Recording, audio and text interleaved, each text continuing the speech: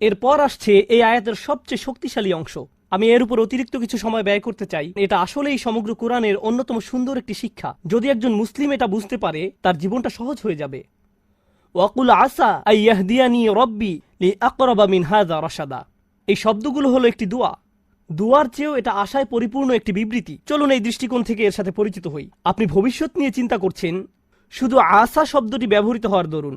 তারাজ্জি, আরবিতে যাকে বলা হয় হরফুত তারাজ্জি বা ফিআলুত তারাজ্জি, এমন ক্রিয়াপদ যা আশা প্রকাশে ব্যবহার করা হয়। আল্লাহ আমাদের এই আয়াতে শেখাচ্ছেন মুসলিমকে অবশ্যই ভবিষ্যতের ব্যাপারে আশাবাদী হতে হবে। কোরআনের প্রতি আমাদের ঈমান ভবিষ্যতের ব্যাপারে আমাদেরকে আশাবাদী করে তোলে।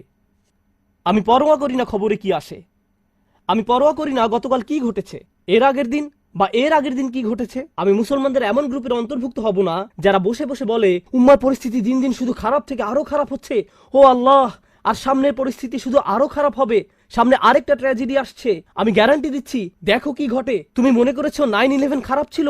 কিছুই না, ওটা আসলে কিছুই না। ও মাই গড, দেখো এখন উম্মার কি অবস্থা হয়, এবং দেখো তারপর কি হয়।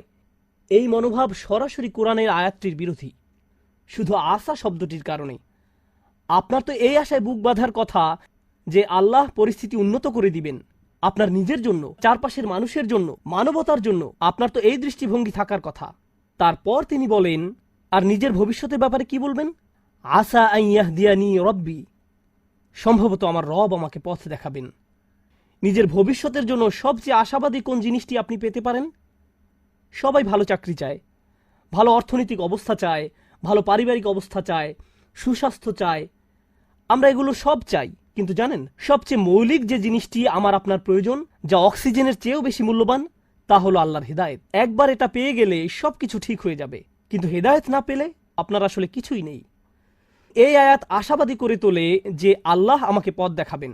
আসা আইয়াহদিয়ানি রব্বি, আমার প্রভু আমাকে পথ নির্দেশনা দান করবেন, তিনি আমাকে ভুলে যাবেন না। ভবিষ্যতের জন্য ওয়াদা দেওয়ার সময় আমি তার স্মরণ করব, তাহলে তিনিও ভবিষ্যতে আমাকে স্মরণ করবেন। ইনশাআল্লাহ বলার মাধ্যমে আমি তাকে স্মরণ করলাম, যখন ভবিষ্যতের কথা আসে তিনিও আমাকে স্মরণ করবেন। ফাযকুরুনি আযকুরকুম, সুতরাং তোমরা আমাকে স্মরণ করো, আমিও তোমাদের স্মরণ করব। এখন আল্লাহ আপনাকে হেদায়েতের গ্যারান্টি দিচ্ছেন। আবার বলছি, এখানে মুসলমানদের বোঝার জন্য খুবই গুরুত্বপূর্ণ একটি ব্যাপার রয়েছে।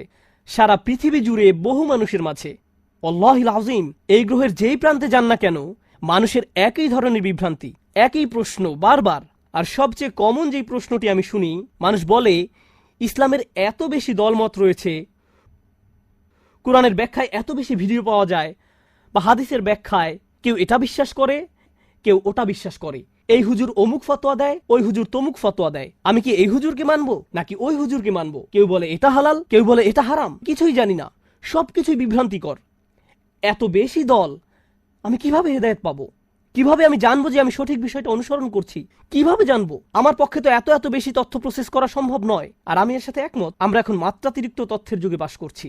প্রতিনিয়ত এত বেশি মত আর পথের সাথে পরিচিত হচ্ছি, এমনকি ইসলামের ভেতরেও।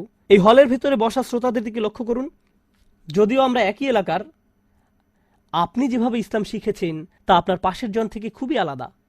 যেসব শিক্ষক আপনি পেয়েছেন, যেসব মানুষের সঙ্গ লাভ করেছেন, যে স্কুলগুলোতে শিখেছেন, তা আপনার পাশের জনের থেকে একেবারেই ভিন্ন। তাই কোনো ব্যক্তি সহজেই বিভ্রান্ত হয়ে পড়তে পারে যে কিভাবে আমি বুঝবো যে আমি সঠিক ইসলাম অনুসরণ করছি। আর এই আয়াত হলো তার জবাব। আমি কারো হেদায়েতের নিশ্চয়তা দিতে পারি না, ইউটিউব কারো হেদায়েতের নিশ্চয়তা দিতে পারে না, গুগল কারো হেদায়েতের গ্যারান্টি দিতে পারে না, এবং কোনো মানুষও হেদায়েতের নিশ্চয়তা দেয় না।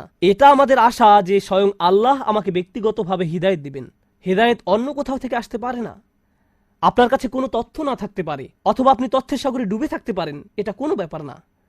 আল্লাহ আপনাকে কতটা হেদায়েত দিবেন তা নির্ভর করে আপনি কতটা হেদায়েত চান তার উপর, অন্য কারো কাছে নয়। আর একবার আল্লাহর কাছে সঠিক রাস্তা চাওয়ার পর আপনাকে আর বিচলিত থাকতে হবে না। নিশ্চিত থাকুন যে আল্লাহ আপনাকে সঠিক পথ দেখাবেন, তিনি কাউকে ফিরিয়ে দেন না।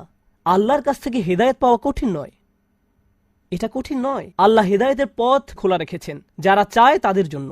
আমাদেরকে শুধু সেসব মানুষের অন্তর্ভুক্ত হতে হবে, শুধু এইটুকু।